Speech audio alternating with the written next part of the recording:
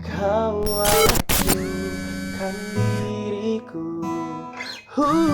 Halo, oi, ada apa, oi? Ayo jadi podcast nggak? Ayo, gas. Ini proses tuh nggak mengkhianati hasil. Kayak misalkan, sorry nih ya, gue bukannya gimana gitu, bukannya mau offense atau mau nyindir gitu. Cuman kalau yang kita lihat sekarang orang tuh banyak banget terkenal instan gitu loh, bro. Wah, ya itu. Lu tuh Terkenal instan, tenggelam juga terkenal instan. instan. Sekarang gue emang kayak gimana ya? Gue nggak mau nyinyir atau gimana. Cuman gue emang kadang lihat kayak masyarakat kita ya, terutama untuknya ke kalangan seni ya, maksudnya ke orang-orang seni gitu loh, orang-orang nggak hanya artis gitu loh. Orang kalangan seni itu kan termasuk kalangan intelektual ya. Iya. Jadi kayak misalkan dosen musik atau musisi yang nggak terkenal atau musisi reguleran di kafe, itu kan mereka kan musisi ya gitu. Seharusnya masyarakat kita tuh paham kalau musik atau seni itu ya memang sudah bagian dari kehidupan peradaban gitu. Dari pemerintah juga harusnya udah mulai melek gitu. Tapi pemerintah juga menurut gue udah mulai lumayan sini bro sekarang gitu, daripada yang dulu gitu. Dulu kan pembajakan kan parah banget gitu ya. Iya, benar, Terus sekarang kita tuh bener-bener dibantu dengan digitalisasi gitu kan ya. Nah sekarang tapi karena derasnya arus digitalisasi itu ya, jadi gue ngeliat kayak orang yang gampang terkenal itu yang apa ya, yang sensasi gitu, ngerti nggak lo? Orang kaya sedikit langsung naiknya cepet banget gitu. Beda banget kayak misalkan orang-orang yang benar-benar punya karyanya tulus gitu. Bakat gitu ya. Iya, ya gue nggak ngomong bakat deh. Orang yang punya karya, yang punya karya bisa siapa aja gitu. Orang yang benar-benar berkarya dengan tulus gitu. Orang-orang yang benar-benar berkarya untuk kemajuan bangsa gitu maksud gue. Yang menjadi ekosistem di dalam musik atau di dalam berkesenian gitu loh. Itu kan maksud gue mereka tuh nggak punya panggung gitu loh di dalam industri ini gitu loh. Hanya beberapa doang orang yang bisa menembus, atau yang orang-orang yang benar-benar nekat gitu loh yang bisa nembus gitu loh. Ya benar. Gitu. Ya itu sih, kita harus baik lagi dengerin suara hati ya. Kalau lu nggak dengerin suara hati lu ya mungkin pada saat itu lu udah nyerah dan akhirnya lagu lu ya berakhir di handphone lu sendiri aja kan. Betul bener banget bro, bener. Gila, sampai sekarang akhirnya lagu lu ada di semua platform ya. Keren juga. Nah terus amin puji Tuhan. Jul, mau nanya nih Jul. Apa? Ini kan lu kan udah nyiptain lagu nih, sukses ya kan? Udah dinyanyikan oleh lagu Anin. Nah kedepannya itu lu ada rencana nggak untuk bikin lagu lagi? Gue untuk saat ini jujur gue ada beberapa lagu sih gitu. Cuman gue belum tahu gue mau ngasih ke siapa gitu. Gue coba masukin label kemarin ke Warner, cuman mereka belum bisa ngasih jawaban gitu. Nah mungkin gue bisa nyoba cara yang tadi lagi gitu. Ya. Gitu. Jul, waktu itu kan lu kan pernah cerita ke gue tuh, lu pernah nyiptain lagu buat gue kan waktu itu, masukin gak Jul? Iya benar. Benar. Masukin aja Jul ke Warner Jul. Kan? Jadi ceritanya akhirnya gini sih. Buat gua loh Vi. Si Toro itu main Tinder. Tapi gak ada yang match anjir. Apa dia di swipe kanan semua. Joko. Kagak ada yang match. Gue kasihan anjir lihat. Terus bikin lagu. Akhirnya gue bikin lagu tentang dia nih, tentang Tinder nih, tentang dia sama cewek Tinder gitu kan ya. Tapi gue lupa lagunya, Tor. Lu masih inget gak kira-kira? Ya lupa. Gue lupa anjir lagunya. Ya kan lu nyiptain. Ntar gue inget. Cuman lagunya kocak Vi. Cuma lagunya kocak. Iya. Gimana lupa gue, Tor? Oke. Kalau apa lagu biar waktu menghapus sedihku. Biar waktu sedihku itu. Oh ya. Itu awalnya judulnya emang itu atau ada judul lain ya sebenarnya? Enggak, gua dari pertama memang seperti itu judulnya itu ya. Judulnya seperti itu, Nah, terus kenapa lu milih Hanin gitu? Judulnya seperti itu. Gua milih Hanin karena pertama gue suka ya sama Hanin karena apa ya, gue suka banget sama karakternya Hanin. Gue tuh ngelihat penyanyi itu gimana ya? Yang bisa ngenakin lagu. Dan Hanin tuh termasuk salah satu penyanyi yang bisa ngenakin lagu menurut gua. Iya. Hanin itu karakternya itu kuat banget bro menurut gua. Karena dia nyanyiin lagu-lagu ballad ya. Dia itu ciri khasnya tuh ballad. Jadi lagu-lagu yang seputar tema patah hati dan popnya tuh pop yang menyayat hati gitu loh. Dan musiknya tuh nggak kacangan menurut gue gitu. Kayak kan ada ya, kan yang musik anjir. Musik yang kayak apa tuh, musik yang patah hati, tapi kan musiknya kan kayak agak apa ya, agak-agak ya lalu tau lah gimana. Iya sih, kalau misalnya lagu patah hati musik yang nggak megah itu jatuhnya jadi kayak lagu apa gitu ya. Jadi musiknya harus megah ya kalau lagu patah hati bener, ya. Bener. Itu makanya gue sukanya Hanin di situ, dan secara materi, secara aransemen gitu, mereka punya pemain musik yang bagus gitu, menurut gue gitu. Makanya gue tertarik banget ke Hanin gitu, kira-kira. Nah, kalau boleh tahu sekarang udah berapa pendengarnya di Spotify? Sebentar gue cek dulu ya. Bentar gue cek dulu. Gue udah lama banget lo nggak ngecek nih lagu. Tapi terakhir lu lihat berapa juta? Kayaknya itu lu pernah share. Kalau di YouTube sekitar ya. Iya, kalau di podcast itu lu share screen aja deh, Jul. Lu kan pakai laptop, Jul. Iya. Ditunjukin. Oke. Oh, ini disable nih. Oh, iya. Mungkin Avi bisa nyeting dulu nih. Kayaknya gua nggak tahu caranya sih. Di setting Vi. Setting gimana? Nanti keputus nggak recordnya? Meeting setting. Enggak bakal keputus. Enggak. Setting. Meeting settingnya di mana? Jangan klik enak aja. Meeting setting. Gak ada meeting setting. Meeting security ada nggak?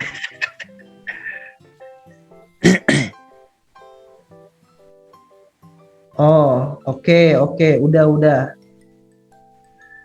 Udah ya. Tapi di screen. Sebentar. Oh ya, oke. Sebentar ya.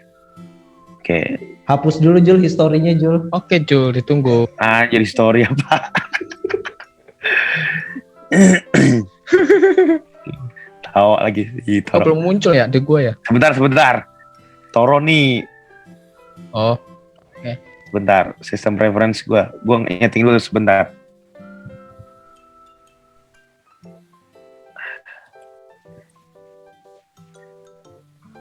Lu dulu bukannya juga pengen ini Ro, jadi musisi juga Ro? Musisi apaan? Gue mesti ini dulu nih. Mesti quit dan reopen dulu nih. Apanya? Karena di setting gue. Ya udah, gua yang share. Bentar. Kayaknya bisa nih, bentar nih. Bisa. Bentar, bisa kok, bisa. Oke. Gua share ya. Nah, ada nggak? Di share. Ada nggak? Wih mantap. Urutan 4 ya di Spotify ya. Nah, ini berapa nih? Ada 6 juta. Wih. 6.497.320. Nah, 320. Itu sampai dengan mana coba diklik hari ini ya. Mana? Ya. Ada 6 juta 400. Gak ada 6 juta. Toro, ini loh Tor. Ini loh. Ini Tor. Gak ada serius, gak ada. Ini loh di bawah. Di bawah mouse gua. 6.497.320 itu di Spotify ada kan ya Alfi? Asli. Ada. Gue sih nggak ada loh. Oke, coba kita lihat YouTube ya. Coba kita lihat YouTube. Oh ya, berkelihatan. Ya Allah, baru kelihatan. Oh ya, untuk Spotify ini lu dapat apa pembagian gitu nggak persenan? Iya tadi yang seperti gue bilang kan dari distribusi dari itu semua kan, semuanya. Iya. Oh, terus semuanya. Sebentar. Gue buka YouTube dulu. Kalau di YouTube gue berapa ya? Gue udah lama banget sih nggak ngecek bro. Kayaknya puluhan juta sih kalau di YouTube tuh. Sebentar. Coba sebentar. Dibuka aja cuy. Sabar, Ro. Setoro. Gila sih nggak nyangka gue ya. Lagu Tadi lu bisa tuh- tenar Jul. Tadi Toro tuh berusaha Ini ada 4,3 juta penonton di YouTube. 4,3 juta penonton di YouTube. ini yang musik. Ada suaranya nggak sih? Jangan dimunculin, nanti kita kena ini copyright. Oh iya, Kayak Julio gitu, Ro. Lu sekolahnya apa, terus lu berkarya di bidang itu gitu loh. ntar Toro ada waktunya sendiri ya Tor ya. Iya. Lu merinding kenapa Tor? Ada genderuwo sebelah lo. Kalau lu denger lagu ini, Apa? lu merinding Enggak. kenapa? Ada genderuwo di sebelah lu kalau lu denger Jul lagu ini. lagunya. Oh, lu ingat Bentar. itu ya, ingat mantan. Liriknya bagus. Mantan siapa? Tapi gue untuk lagi saat-saat ini gue lagi ini banget sih, lagi miskin banget materi lagu sih, miskin banget inspirasi gitu. Gue sebenarnya juga udah lama banget gue nggak nyiptain lagu, udah sekitar hampir setahun gue nggak nyiptain lagu. Gitu. Entah kenapa, entah karena pandemi jadi sering di rumah terus atau gimana gue nggak ngerti.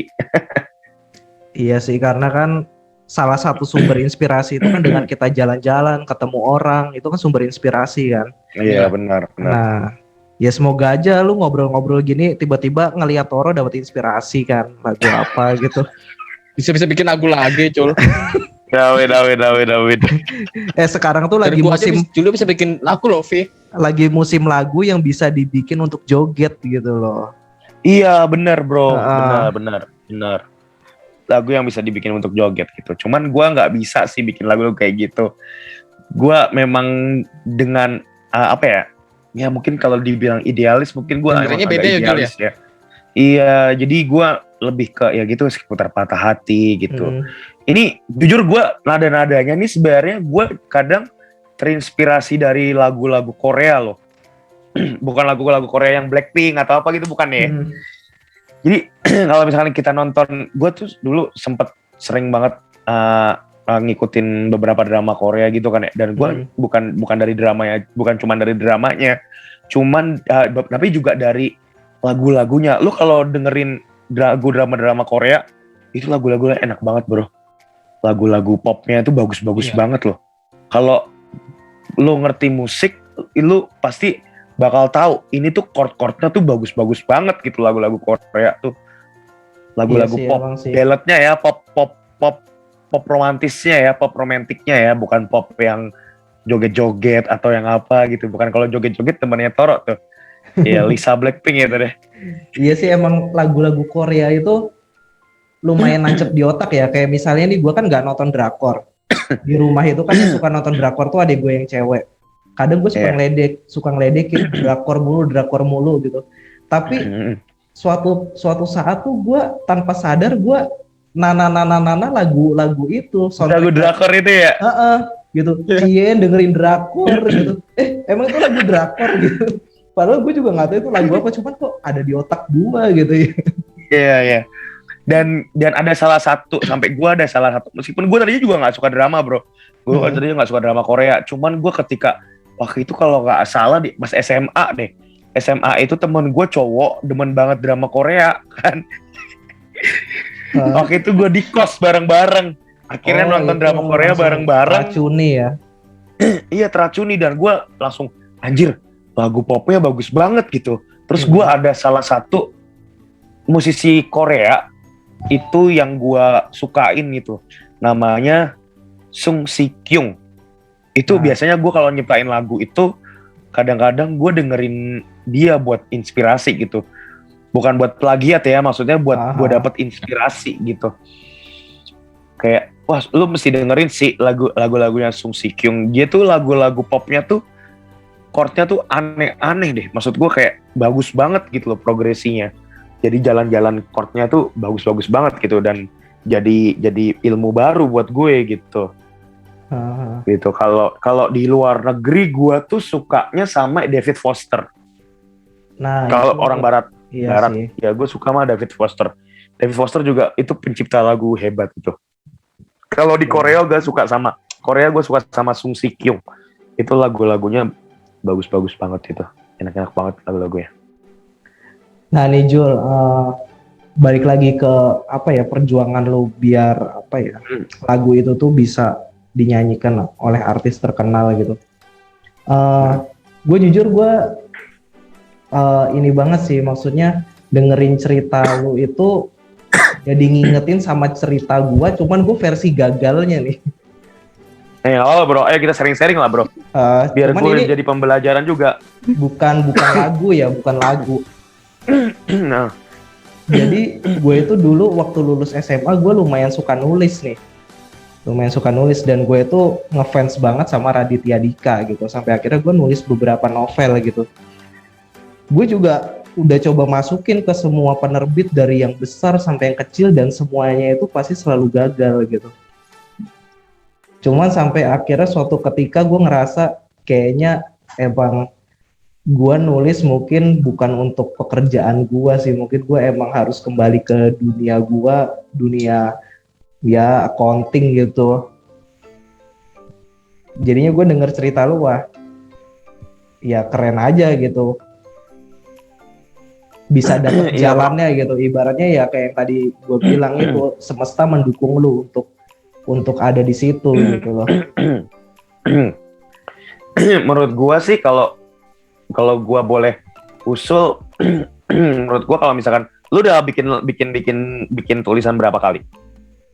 Gue sih pernah bikin yang personal literatur gitu, gue pernah bikin satu, terus gue bikin novel juga. Gue pernah punya novel yang gue terinspirasi dari lupus. Jadi emang itu pengen gue bikin berseri sangat banyak gitu, cuman gue baru jadi satu buku dan gagal terus. Akhirnya buku gue yang kedua itu yang novel kelanjutannya itu gue nggak lanjutin karena gue udah aduh gitu. Cuman kadang gue kalau misalnya gue baca ceritanya J.K. Rowling yang novelnya pernah dibuang terus pernah dibredel gitu kan novel-novelnya, dia bisa jadi salah satu orang terkaya di London kan. Kadang iya, gue suka pengen bangkit lagi gitu, cuman aduh gue nggak punya, gue semangat itu udah nggak ada buat nulis lagi gitu loh. Mungkin karena faktor keseharian ya, karena lu kan juga kerja kan gitu. Cuma menurut gue lu coba lagi aja bro gitu, karena kita nggak bisa tahu kapan kesempatan itu datang gitu loh, maksud gue. Kalau katanya Agnes Monica, gue setuju banget sih. Maksudnya kesempatan itu kalau nggak salah ya, gue lupa dia bilang apa. Coba pokoknya intinya kesempatan itu tuh bisa dicari gitu ketika lu tuh berusaha keras gitu. Jadi maksudnya coba lagi gitu loh, maksud gue bro. Iya, gue sih mungkin kalau lu passion, menurut gue dipublis gitu, cuman entah kapan gitu. Iya, kalau menurut gue nggak ada salahnya sih lu mencoba lagi gitu. Apalagi ya mungkin, tapi kalau untuk tulis menulis sekarang mungkin lagi kurang ada peminat ya. Lagi lesu gitu. Gua tuh suka banget sama penulis Dewi Lestari. Nah, iya itu juga bagus. Gua Khalil Gibran baca. Itu beberapa lagu-lagu gue emang ada yang terinspirasi dari Dewi Lestari dan Khalil Gibran gitu. Karena gua nggak punya basic nulis ya. Cuman gua tuh suka banget sama literatur. Gue suka banget sama puisi, sastra gitu, gue suka banget. Apalagi masalah dengan romantisisme gitu, kayak Khalil Gibran, terus siapa lagi ya? Leo Tolstoy, tau nggak Leo Tolstoy? Leo Tolstoy gitu, yang Anna Karenina bukunya. Kalau di Khalil Gibran gue suka banget sama Sayap-Sayap Patah gitu, karena gue ngelihat Khalil Gibran ngerangkai rima-rimanya, ngerangkai syairnya tuh kayak apa ya, kayak tulus gitu loh. Dia tuh nggak nikah bro, si Khalil Gibran tuh nggak nikah, dan Khalil Gibran itu punya pacar yang sempat punya istri kalau nggak salah deh, terus cerai kalau nggak salah, dan punya pacar pena gitu loh bro, ya nggak pernah pacar ketemu. Pena. Jadi si Khalil Gibran di Amerika, si pacar penanya tuh di Libanon apa di Arab gitu, gue lupa banget. Nah sampai si Khalil Gibran dapat kabar kalau si pacar penanya itu meninggal gitu, dia sampai akhir hayatnya nggak nikah, sampai dia bilang ke apa namanya, meskipun kita tidak dipersatukan di dunia, dan kita nantinya akan dipersatukan di kehidupan yang selanjutnya gitu. Simple sih gitu. Cuman menurut gue itu romantis gitu di saat zaman-zamannya Khalil Gibran dulu gitu kan. Kalau untuk sekarang ya mungkin itu mah standar gitu. Kalau kita bisa kembali ke zaman romantik, kan dia kan penyair romantik ya. Penyair zaman romantik itu menurut gue tuh beliau ini banget sih, ekspresif dan romantis banget sih gitu. Jadi menurut gue silakan gitu, menurut gue lu lanjutin lagi lah bro kalau misalnya lu memang passion gitu. Iya. Kalau gue sih mikirnya gini, gue tuh yakin dunia ini tuh terjadi, maksudnya yang terjadi di dunia ini tuh hanya pengulangan gitu. Mungkin sekarang lagi nggak trennya karya tulis ya, jadi mungkin untuk masukin itu agak susah gitu. Cuman mungkin sometimes ketika dunia karya tulis itu lagi naik lagi dan mungkin gue udah punya karya, mungkin ya harapannya nanti gue bisa masuk di situ gitu kan. Iya bener bro, bener. Iya gue setuju sih sama lo yang dunia ini tuh pengulangan gitu. Kita tuh nggak pernah tahu gitu kan. Karena ini tuh semesta ini kan misteri banget gitu. Kita juga dulunya mungkin kita dari orang lain gitu juga bisa kan, kayak inkarnasi kan gitu. Karena menurut gue make sense juga gitu loh, karena kalau dunia ini tuh semua serba pengulangan gitu. Iya. Gitu. Wah ini udah kayak, masuknya udah ranah, udah berat banget nih. Gitu. Itu kejauhan itu kita. Ini aja kan sekarang lu udah, ya pasti karya lu udah banyak lah ya, kayak yang ya salah satu yang kita tahu itu lagu Biar Waktu Hapus Sedihku, terus pasti ada lagu-lagu yang lain gitu. Apa kalau udah merasa sukses atau lu butuh lebih sukses lagi, terus target lu ke depannya gimana? Gue nggak merasa sukses dan gue belum sukses. Gue belum siapa-siapa anjir. Maksud gue bukan siapa-siapa juga, karena kayak siapa sih Julio Alva ya, cuma segelintir orang yang tahu doang, yang tahu gue gitu, bukan seluruh Indonesia, bukan seluruh dunia juga gitu. Dan gue juga nggak berharap juga, bukan nggak berharap, munak juga kalau gue bilang gue nggak berharap, gue juga pengen seperti itu gitu. Cuman gini loh, sukses dalam arti kata tuh setiap orang kan berbeda, apalagi suksesnya seorang seniman gitu. Kayak lo kan juga gue bilang lo juga termasuk seniman gitu. Maksud gue kayak lo punya karya gitu kan ya. Mungkin Toro juga seniman juga, punya karya gitu. Apalagi lo syair kan, apa buku kan gitu, tulisan gitu. Iya. Kalau kita lihat kalau kita lihat dari perspektif orang-orang zaman sekarang, itu standarnya kesuksesan itu kan sebuah kekayaan ya. Iya. Kalau sekarang itu lagi ini sih tingkat viral sih. Kalau udah viral sukses kalau sekarang. Benar, viral gitu lah ya, viral dan kaya gitu ya. Cuman kalau gue sebagai seniman, sebagai musisi, arti kata sukses gue itu ketika nama gue ada di Wikipedia sebagai pencipta lagu gitu. Itu arti kata sukses gue. Widih, mantap. Gitu. Dan sampai saat ini gue belum ada nih di Wikipedia, berarti gue belum sukses. Gitu. Nanti gue tambahin di Wikipedia. Gue buatin Jul. Gitu, dan bisa menginspirasi. Gue buatin nanti Jul. Gitu. Masih khawatir. Jadi kayak gue pengen banget kalau di dalam negeri tuh kayak Yovie Widianto, Ahmad Dhani gitu kan, jadi kayak orang tahu nih gitu. Jadi sampai yang bedanya musisi dan mungkin orang-orang awam, bedanya karyanya nggak akan pernah lekang gitu, meskipun mereka tuh udah nggak ada gitu kan. Iya benar-benar. Itu kesuksesan, arti kesuksesan menurut gue kayak gitu sih. Jadi gue belum bisa dibilang sukses bro. Berarti lu masih mau melanjutkan membuat karya-karya lainnya ya? Karena kan lu sekarang kan juga kerja kan, jadi bukan full musisi. Iya betul. Betul. Iya gue memang selalu pengen berkarya sampai gue nanti, sampai tua nanti gitu maksudnya. Iya sih, gue sebenarnya punya jiwa itu ya, cuman gue tuh nggak terlalu musik banget gitu ya. Dulu gue pernah punya cita-cita pengen punya band yang sukses kayak apa ya, Peter Pan, Seventeen gitu. Iya, kan. iya. Dulu Iya. gue punya cita-cita itu, cuman akhirnya gue ngerasa kayaknya gue musik itu untuk hobi aja. Gue akhirnya udah memutuskan tuh dalam hati, gue mau kerja yang bukan di dunia musik gitu. Cuman gue tetap ada perasaan haus untuk bikin sesuatu. Makanya lu suka lihat kan di Instagram gue suka nggak jelas bikin konten nggak jelas gitu. Dan itu gue bikin di atas jam 12 malam kalau lu pengen tahu. Saking gue nggak tahu gue kenapa gue selalu pengen bikin sesuatu gitu ya. Mungkin kita ada kesamaan di situ kali Ju.